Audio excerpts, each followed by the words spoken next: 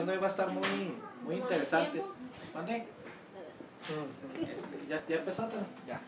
Hola, buenas tardes a los que nos ven por Facebook. Bueno, seguimos con la serie de Filipenses cap por cap. Y el día de hoy vamos a ver los versículos 6 y 7 del capítulo 4. Si gustan abrir sus Biblias, traen sus Biblias ahí, porfas, para que lo lean conmigo. Nada más, iba a compartirles el 8 y el 9, pero estos dos versículos en particular tienen mucho que nos quieren decir, ¿verdad? Entonces, si ahí tienen sus Biblias. Antes de iniciar quisiera hacer una oración. Me acompañan a orar. En verdad, deseo con todo mi corazón que la prédica de hoy que sea como un abrazo para ustedes y los anime y los fortalezca. Yo así sentí esta prédica, como que Dios me abrazó, me fortaleció. Entonces, es un tema muy común que estamos viviendo en este tiempo, es la preocupación, la ansiedad, el afán. Entonces no creo que no es para un público especial, la verdad todos los seres humanos sufrimos de esto. Y queremos a veces que nos digan cómo hacerle o que nos den una palabra. Entonces el día de hoy, el Señor nos va a hablar a nuestro corazón y nos va a dar ánimo, nos va a fortalecer, nos va a edificar. Padre, que así sea.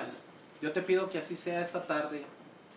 Que podamos experimentar tu palabra abrazándonos, el Espíritu Santo abrazándonos esta tarde, afirmándonos, fortaleciéndonos, dándonos una dirección para ver cómo tratar con la preocupación, el afán, la ansiedad que muchos padecemos, Señor. Que no es fácil vivir en este mundo donde todo nos preocupa, donde todo está en nuestra contra para afanarnos, para que haya ansiedad. Te pido que hoy como iglesia experimentemos una libertad en nuestros corazones y que crezca una confianza en ti, Señor, esta tarde, en el nombre de Jesús. Amén y amén. Si me acompañan ahí entonces, en el versículo 6 y 7 de Filipenses 4, ¿verdad? Está muy padre. ¿Quién de aquí ya lo ha leído antes? Yo, ¿verdad? Yo sí. Lo acabo de leer ayer. Dice, por nada estéis afanosos, sino sean conocidas vuestras peticiones delante de Dios, ¿en qué? En toda oración y ruego con acción de gracias. Y la paz de Dios, que sobrepasa todo entendimiento, guardará vuestros corazones y vuestros pensamientos en Cristo Jesús. O sea, este es un versículo que trae fortaleza a los corazones de aquellos que en verdad están en este tiempo difícil, un tiempo donde hay ansiedad, donde hay preocupación. El domingo pasado habíamos hablado a grandes rasgos, y quiero recordárselos, de que un creyente en Cristo es llamado a vivir siempre en la fe. ¿Sí se acuerdan o no? Siempre es llamado a vivir en la fe. Veíamos que sin fe es imposible agradar a Dios. Pablo lo expresó de esta manera. ¿Se acuerdan? Cuando él dijo, estén firmes en el Señor. ¿Se acuerdan? Tengan el mismo sentir en el Señor. Regocijaos en el Señor siempre. Y luego dice, vuestra gentileza sea conocida de todos los hombres. El Señor está cerca. O sea, en pocas palabras, vemos un llamado a confiar en Dios, ¿sí o no? A vivir en el Señor, en depositar toda nuestra vida en las manos de nuestro Salvador. Ese es el llamado del creyente. No ciertas cosas, no ciertas áreas de nuestra vida. El llamado del creyente es a depositar toda su vida en las manos de su Salvador. Entonces, el vivir en dependencia de Dios para un cristiano no es opción, ¿verdad que no es opción? O sea, el cristiano es llamado a vivir siempre dependiente de Dios. No es un llamado para ciertos cristianos más especiales que otros, es un llamado para todo el que se considere un cristiano, está llamado a vivir en dependencia de Dios. Si tú y yo somos cristianos, entonces ahora entendemos que vivimos por Él y que vivimos para Él. No hay una sola área de nuestra vida que sea independiente o sea ingobernable o no requiera la dependencia de Dios. Entonces hasta aquí, eso fue lo que hablamos el domingo pasado. En los siguientes versículos que vamos a ver el día de hoy, veremos qué es lo que afecta más al creyente de vivir una vida de dependencia de nuestro Salvador. Aquí Pablo nos dice qué es lo que más le afecta a un creyente para que no confíe en Dios. ¿Sí? Entonces, vivir en dependencia, entonces es muy común que salgamos muy animados de las reuniones de la iglesia los domingos y después de haber escuchado la palabra, pero entre semana se nos es difícil confiar en Dios. ¿A quién le ha pasado que sale animado de la iglesia, le hablaron un mensaje bien fabuloso, ¿verdad? Pero en la semana, como que, pero acá están mis problemas reales, ¿verdad? Ya como que no hacemos match la palabra del domingo, como que se nos hace difícil confiar en Dios. ¿Y por qué, hermanos? Durante la semana experimentamos muchas exigencias, durante la semana enfrentamos situaciones que nos preocupan en el ahora y también pensamos en situaciones futuras que nos producen ansiedad. ¿A quién le ha pasado esto? ¿A algunos de ustedes le pasa esto? Que ya estamos preocupados por cosas que nos pasaron, preocupados por cosas que nos están ya sucediendo y luego entra un sentimiento de ansiedad porque el futuro es medio incierto. Creo que a los que nos ven y a los que estamos aquí, a todos nos ha pasado, ¿verdad? Entonces, juntando todo esto, lo presente, lo futuro, lo pasado, lo juntamos y nos encontramos confiando en cualquier otra cosa menos en el Señor. En cualquier otra cosa. Comunidad, las preocupaciones y la ansiedad han existido en todos los tiempos de la vida humana, en todos los tiempos. Por eso Pablo les escribió a los filipenses aquí, ¿sí o no? Por nada estéis afanosos, ¿sí? Pero definitivamente en estos tiempos en los que estamos viviendo en el siglo XXI, ¿verdad? Pues día a día salen nuevos motivos para preocuparnos.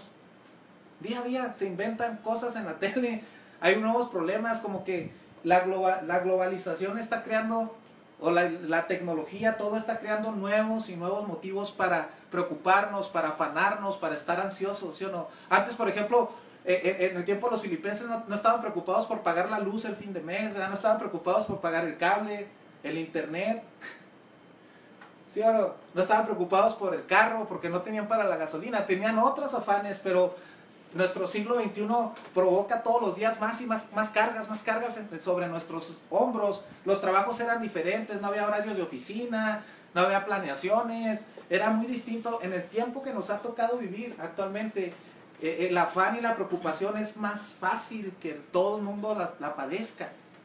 Es más, me atrevo a decir, todo ser humano padece preocupación, afán o ansiedad.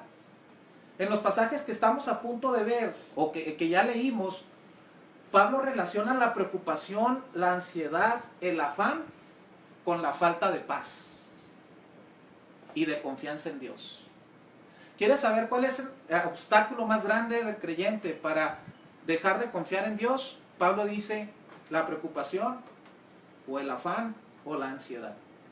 Que las tres funcionan de la misma manera, ¿verdad? Entonces, aquí viene una pregunta. Entonces, ¿el vivir constantemente preocupados y ansiosos es algo insignificante o es algo que no le debemos de dar cierto cuidado? ¿Verdad que no? Es algo que yo creo que todos ya nos hemos acostumbrado a vivir con ello y por lo tanto ya no le ponemos mucho interés. Pero la verdad, si es algo que ataca directamente a la fe, entonces es algo muy importante a lo cual tenemos que atender como creyentes. Y el día de hoy vamos a hablar de eso, ¿verdad? Vamos a ver lo que Pablo nos dice en estos dos versículos que leímos acerca de la preocupación, del afán, de la ansiedad. Esto que les estoy hablando a ustedes, Dios obviamente me lo está hablando a mí y me ha servido mucho para lidiar con ciertas preocupaciones o ciertas cargas que del día a día nos pasan, ¿verdad? Entonces, encontramos en el versículo 6, váyanse al versículo 6, véanlo, ténganlo en la vista, que Pablo le dice a los filipenses que por nada estén afanosos.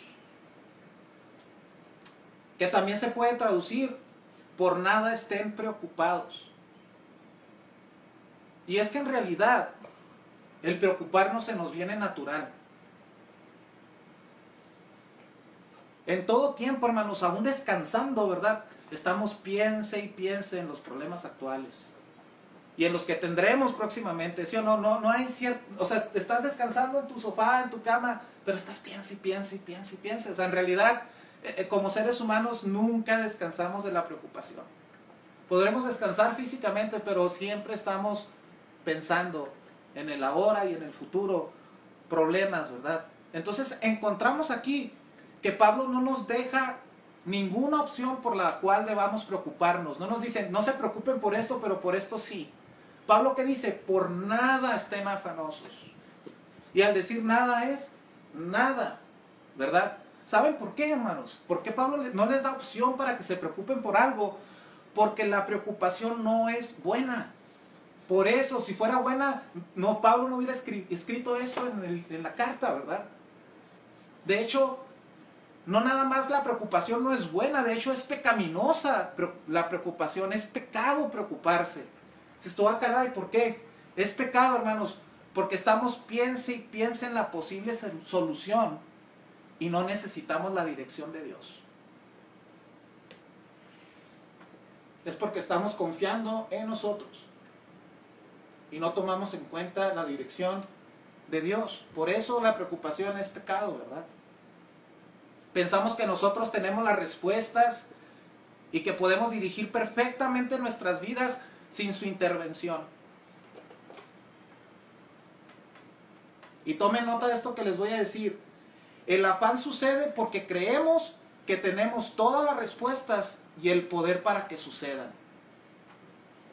Otra vez, el afán sucede porque creemos que tenemos todas las respuestas y el poder para que sucedan esas respuestas, el poder para ejecutarlas, que podemos salir bien librados por nosotros mismos. Por eso el afán viene, por eso la preocupación viene, porque estamos enfocados en nosotros. Fíjense, la palabra afán no se les hace familiar con algo que Cristo dijo en el libro de Mateo. Miren, en Mateo 6, 25 al 30, búsquenlo y luego regresamos a Filipenses 4, pero búsquenlo. Mateo 6, de 25 al 30. También es un pasaje muy familiar para todos ustedes. Hasta aquí, hermanos, ¿vamos bien? ¿Están conmigo?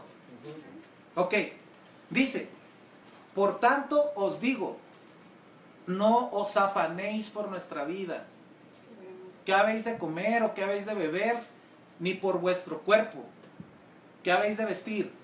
Dice, no es la vida más que el alimento y el cuerpo más que el vestido. Dice, mirad las aves del cielo que no siembran ni ciegan ni recogen en graneros. Y luego dice, ¿y vuestro quién? Padre celestial las alimenta. ¿No valéis vosotros mucho más que ellas? Lo dice, ¿y quién de vosotros podrá, por mucho que se afane, añadir a su estatura un codo? Lo dice, y por el vestido, ¿por qué os afanáis? Considerad los lirios del campo, cómo crecen, no trabajan ni hilan. Pero os digo que ni aun Salomón, con toda su gloria, se vistió así como uno de ellos. Y luego dice, y si la hierba del campo que hoy es y mañana se echa al horno, Dios la viste así, dice, ¿no hará mucho más a vosotros, hombres de poca fe? ¿Esto ya lo habían leído antes? Sí, pero fíjense, hay dos cosas que no nos habíamos fijado, no nos habíamos percatado de este pasaje. Como ya les dije, este es un pasaje que muchos ya hemos leído con anterioridad. ¿Y con qué lo relacionamos? Lo relacionamos mucho a que Dios suplirá nuestras necesidades básicas. ¿Están de acuerdo o no? De vestido, de comida. De hecho, muchos los ven con cierto menosprecio, ya que piensan que en ese tiempo había tan pocas cosas de qué preocuparse que en nuestro tiempo, ¿verdad? Pero antes de proseguir, vean claramente que Jesús les dice a los discípulos que Dios es su Padre Celestial. Esta palabra es clave para el resto del mensaje que voy a dar hoy. Es decir, esta es la relación que ellos, y si ellos la tienen, nosotros también tenemos con Él. ¿Cuál es nuestra relación que como creyentes tenemos con Dios? Él es nuestro Padre Celestial. O sea, ahí dijo Cristo algo bien clave. ¿No es sorprendente que ahora somos sus hijos? Ok. Y en efecto, hermanos, Jesús les dice que no deben de preocuparse por el alimento y por el vestido, pero Jesús les dice a los discípulos que el Padre no hará lo mismo con nosotros que con las flores y las aves del campo. Fíjense en el versículo 30. ¿Qué dice? ¿No hará mucho más a vosotros, hombres de poca fe? O sea, no dice, va a ser lo mismo con ustedes que los lirios y que las aves. No, dice, va a ser mucho más por ustedes, hombres de poca fe. Jesús no les dice, va a ser lo mismo que las aves y con los lirios. Jesús les dice, sino que hará mucho más con ustedes. Esa última frase le da otro sentido a este pasaje, hermanos, de Jesús. Primero, es nuestro Padre, y segundo, hará mucho más por ustedes, hombres de poca fe. Hermanos, la verdad, los discípulos, ni nosotros tenemos idea de lo que realmente necesitamos. Ni por aquí nos pasa qué es lo que realmente necesitamos. Y ¿saben qué? Vivimos como si lo supiéramos. Y porque no sabemos qué es lo que realmente necesitamos, lo que necesitamos es ese mucho más que Dios nos quiere dar. Aparte del alimento y del vestido, ese mucho más incluye todas las cosas que necesitamos para vivir en esta vida, hermanos. Ese mucho más, necesitamos ese mucho más de Dios para las decisiones difíciles, para problemas más complejos, para el futuro que cada vez más incierto. Necesitamos ese mucho más de que Dios quiere hacer en nosotros. Ese mucho más encierra toda la vida, no solamente el vestido y los alimentos. Si Dios trata así a ellos, a nosotros no hará por vosotros mucho más que con ellos, hombres de poca fe. Entonces, el peso de la ansiedad proviene de que hemos puesto nuestra confianza en las cosas equivocadas.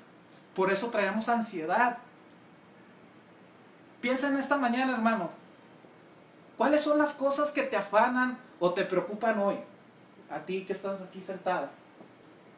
¿Qué te está robando el sueño este día? ¿Qué es lo que te ha traído preocupado la semana pasada, el día de hoy en la mañana que te levantaste? Es más, ahorita mismo, ¿qué estás pensando que te preocupa o te trae ansiedad? Pues sabes que necesitas el mucho más de Dios.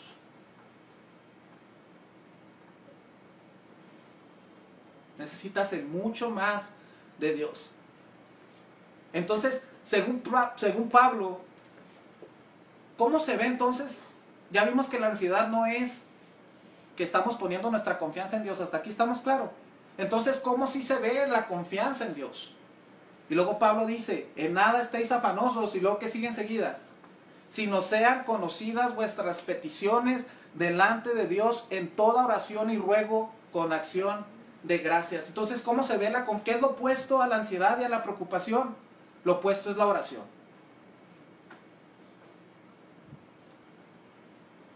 ¿Cómo se ve mi confianza en Dios? Orando.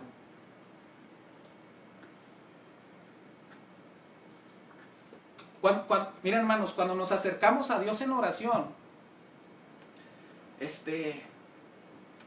habíamos dicho al principio del mensaje, que para el creyente no era opción vivir confiando en Dios. ¿Están de acuerdo conmigo?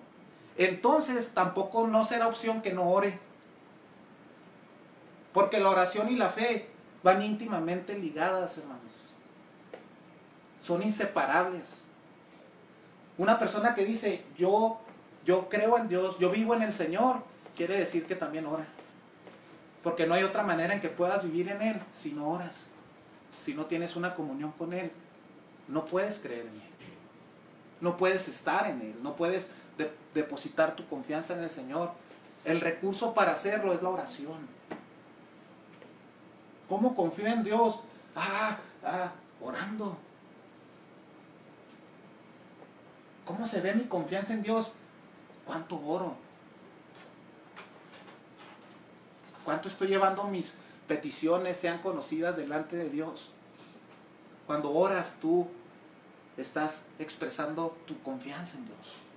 Entonces la fe no es opcional. La oración para un cristiano tampoco. No es que ciertos cristianos oran. Todos los cristianos oran. No es que es un bonito anhelo, pero no se me da. No es opción. No es opción. Miren, les voy a leer. Esta semana Dios me llevó a volver a leer el libro de la oración. Porque yo en lo personal siento un profundo deseo de que tengo que orar.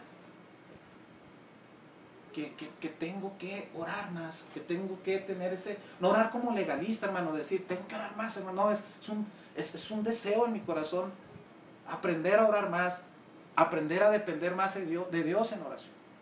En la página 33 de este libro, quiero leerles, pónganme un poquito de atención, ¿por qué la oración es tan importante para el creyente? Dice, toda la Biblia es sobre Dios, ¿verdad? Toda. Y es la razón por la cual la práctica de la oración permea sus páginas.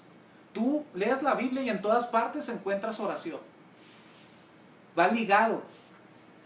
Dice, la grandeza de la oración no es más que una extensión de la grandeza y la gloria de Dios en nuestras vidas. La Escritura es un extenso testimonio de esta verdad.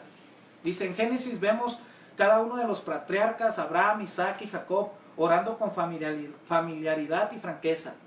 La oración tenazmente insistente de Abraham pidiendo por la misericordia de Dios sobre las ciudades paganas de Sodoma y Gomorra es extraordinaria.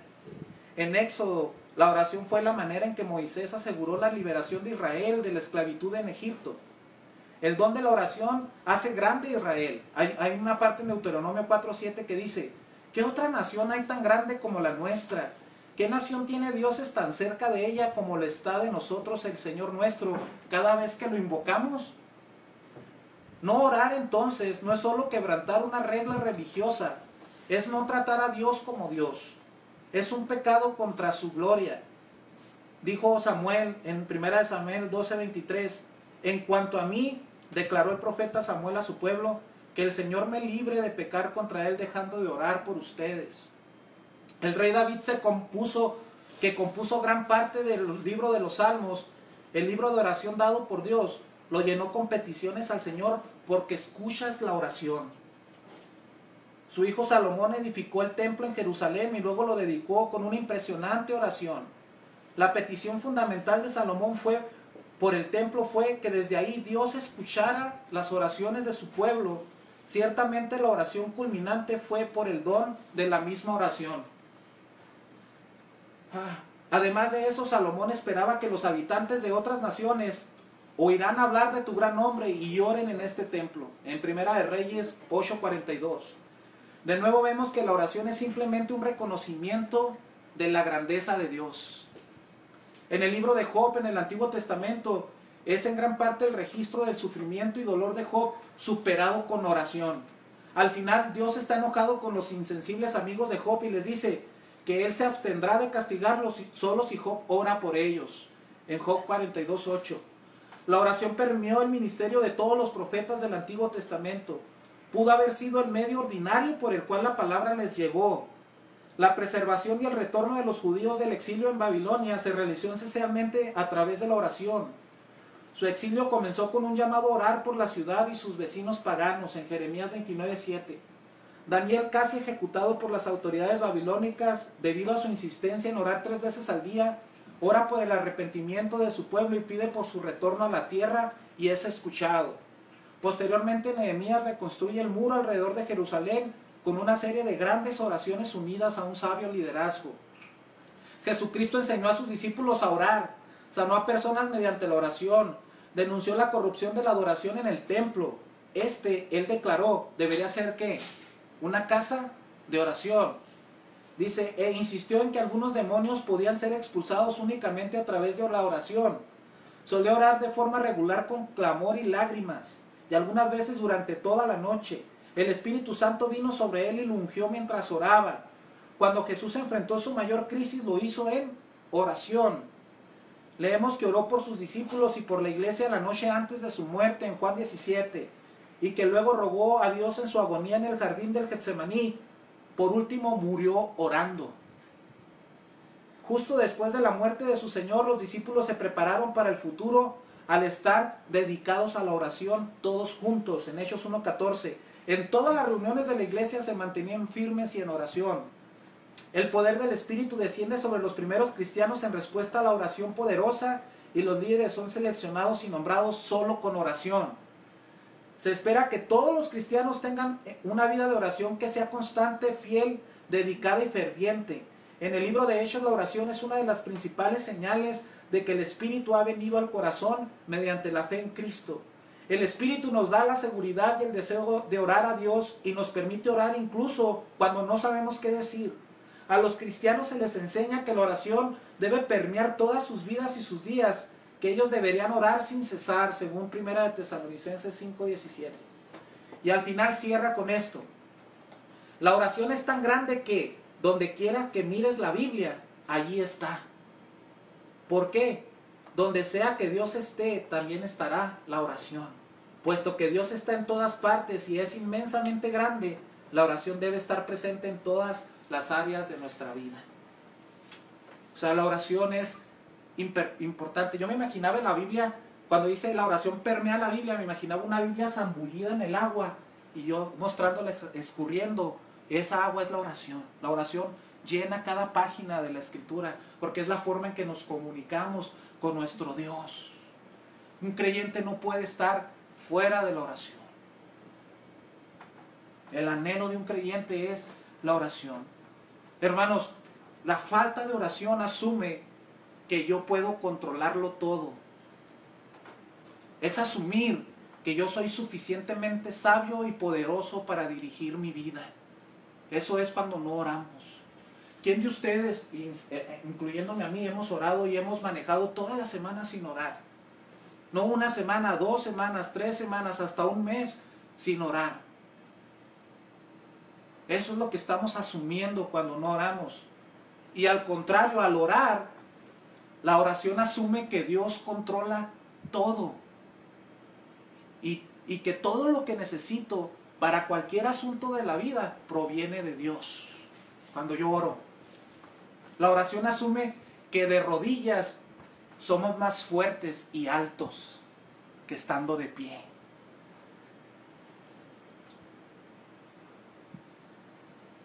Tenemos la confianza a traer todo delante de Dios porque Él es nuestro Padre. Esa es nuestra relación con Él. No solo porque Él es nuestro Dios, sino porque Él es, ni porque Él es digno, sino porque Él es nuestro Padre, que podemos acercarnos con esa confianza que habla Pablo. Lleven toda su ansiedad, todas sus peticiones delante de Dios. Nos podemos acercar a Él, no solo porque es nuestro Dios, ni porque Él es digno, sino porque Él es nuestro Padre celestial. Nos acercamos al buen y perfecto Padre, que ¿saben qué? Disfrutan responder nuestras oraciones. Por eso oramos.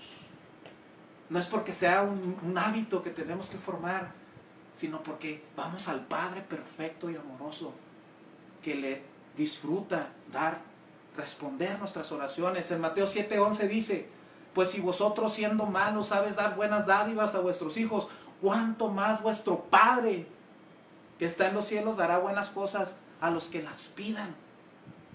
En Mateo 6:8 dice: no os hagáis pues semejantes a ellos, porque vuestro Padre sabe de qué cosas tenéis necesidad antes de que vosotros las pidáis. Él ya sabe lo que tú necesitas, realmente lo que tú necesitas. Él sabe mucho más que tú necesitas. El más allá de los alimentos y de la comida y del vestido, Él sabe mucho más que tú necesitas. Y cuando vas y oras a Él, estás pidiendo ese mucho más para ti. Estás diciéndole: yo no sé lo que realmente necesito, Padre, tú sí sabes lo que yo necesito. En 1 de Pedro 5:7 dice: echando toda vuestra ansiedad sobre Él, porque Él tiene cuidado de vosotros. ¿Saben cuál es el nombre que los cristianos le dan a Dios? Dicen mucho: no, hay que decirle Jehová, hay que decirle Yahvé, sí. Pero el nombre de Dios para los cristianos es Padre. El que se le dio en el Nuevo Testamento nos dirigimos a Dios como Padre. En Romanos dice que el Espíritu hace que clamemos: Abba, Padre, Papito. Porque el nombre de Padre representa una comunión más profunda con Él.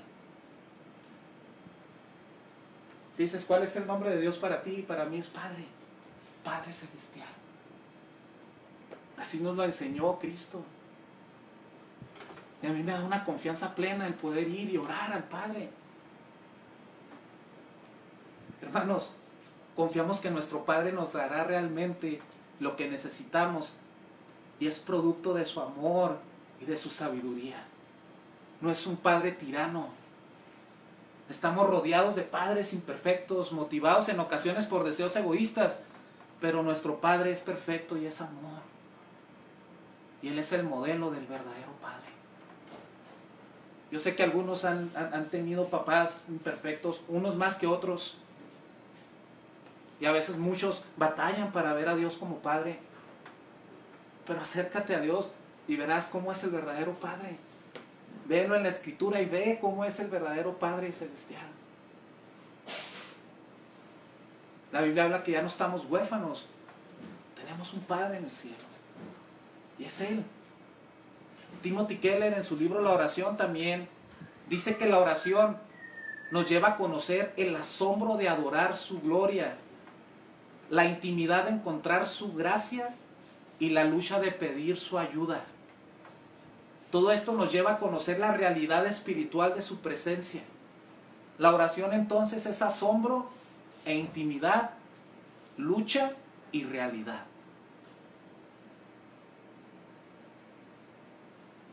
Me impactó esta frase. Nos lleva a conocer el asombro de adorar su gloria, la intimidad de encontrar su gracia y la lucha de pedir su ayuda.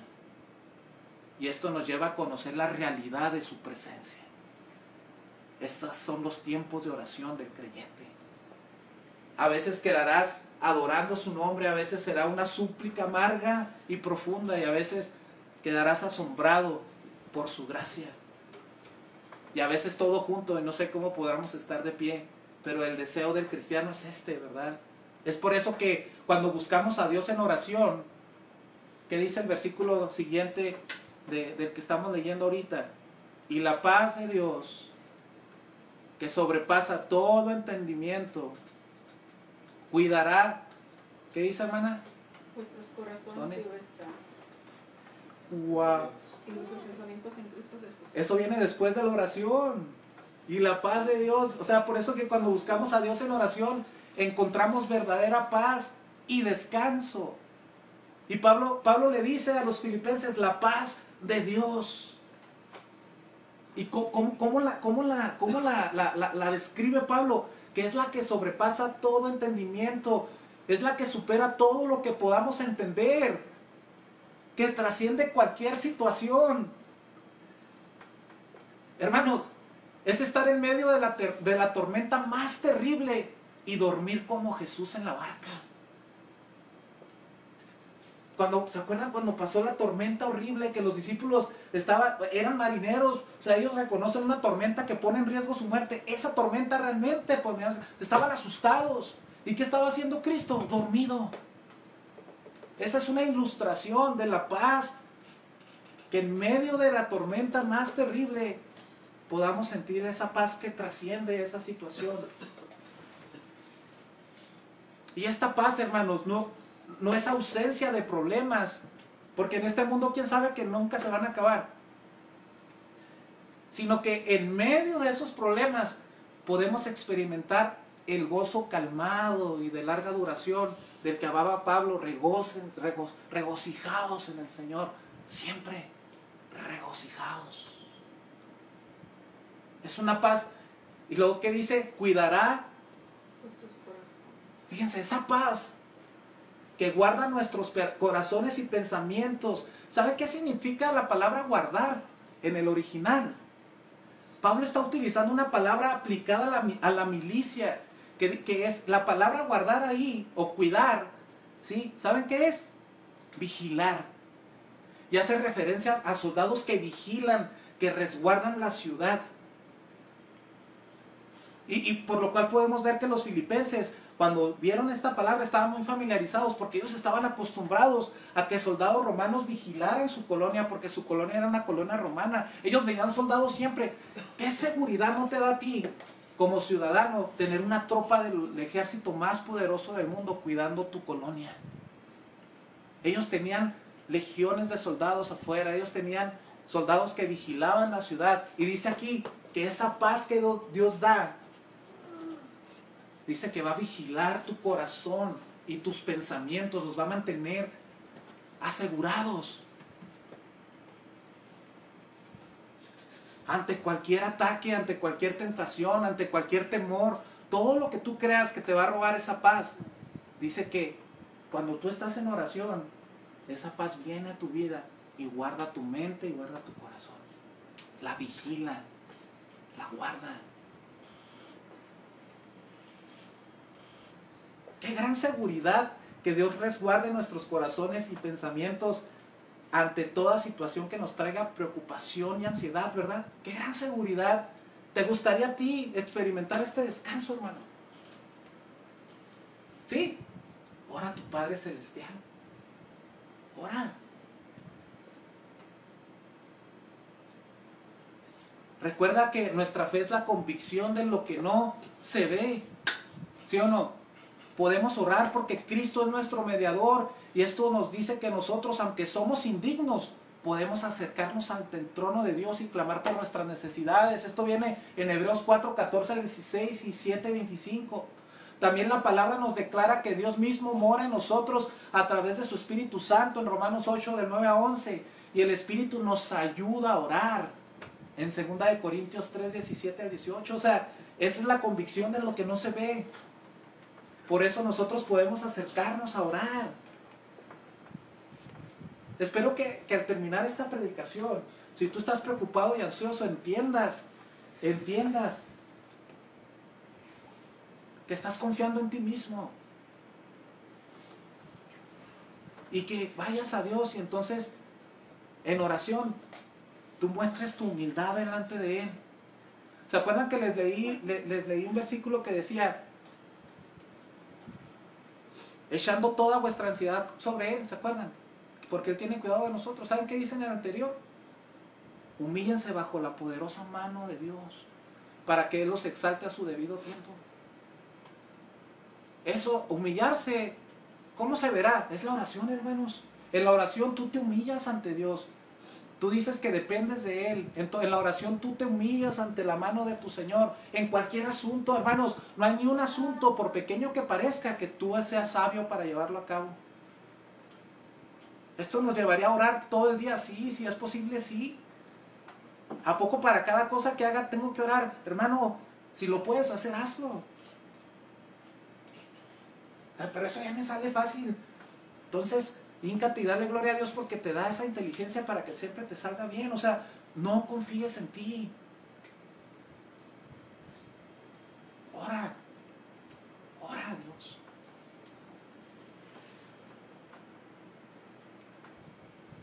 Entonces, en resumen, ora a Dios, acércate a Él como tu Padre. Y si Él es tu Padre, Él está a tu favor y se complace a responder tus oraciones. A su forma, sí, pero las va a responder.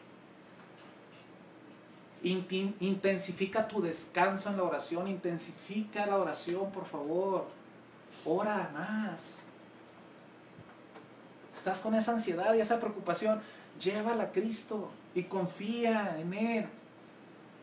Reconoce tu imposibilidad para saber lo que realmente necesitas. Y reconoce que Él sí sabe lo que necesitas. Tú no, ni yo. Ora para cualquier asunto que tengas que orar. Y con esto te digo, lo bueno siempre requiere sacrificio. Siempre. Para hacer lo malo, ¿verdad que no nos sacrificamos nunca? La oración será algo bueno, sí. Entonces va a requerir un sacrificio de tu parte. Pero leí una frase de J.I. Packer que dice, oración es encontrar nuestro camino pasando de la obligación al deleite. Yo te aseguro que si estás orando y al principio a lo mejor sea una obligación, yo te aseguro que vas a encontrar deleite en ella. Te va a costar, nos va a costar, sí, no se nos da natural orar, hermanos. Es más, ahorita ya se nos hace más difícil orar que leer la Biblia, se los aseguro. Pero espero que ya te haya quedado claro que cuando no oramos, ¿qué es lo que está pasando? ¿Y qué es lo que va a pasar? Te va a agarrar la ansiedad y la preocupación y te va a hacer garras. Y tú estás asumiendo que eres muy sabio y muy poderoso para tomar tus decisiones. Espero que nos haya quedado claro que para el creyente no es opción vivir en fe. Y si vives confiando en el Señor, no es opción no orar. La oración y la fe van íntimamente relacionadas. ¿Sale? Yo en lo personal he encontrado un descanso en la oración. Y más que en la oración como tal, más bien he encontrado un descanso en Dios. Y les digo a ustedes, hagámoslo. Hagámoslo. Hasta aquí se termina el tema de hoy. La próxima semana estaremos viendo el versículo 8 y 9, que también está muy, muy intenso. Y espero que hoy salgan más fortalecidos, salgan con más deseos de orar y que vean a su Padre Celestial y que lo contemplen en todo en sus vidas. Vamos a orar. Padre, gracias por tu palabra, híjola, Señor. Gracias por todas las rutas de salida que nos das. Siempre